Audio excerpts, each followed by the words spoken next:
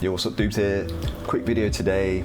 We're in lockdown because of you know what, so I just had some time to kill and I decided to basically use the slow motion on my camera to record some fader movements of different scratches and lay them out on a timeline and see what they look like.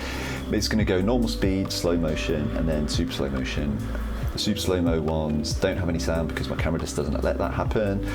Don't forget to like and subscribe if you want to see some more scratch junk, basically. Scratch nerdy stuff. See you on the other side.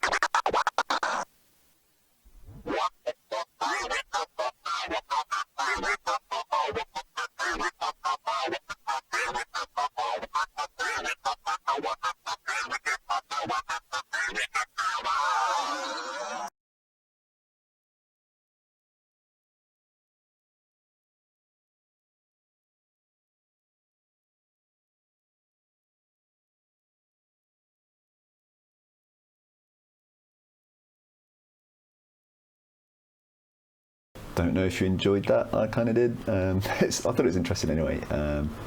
So yeah, like and subscribe if you want to see more stuff, and peas and carrots.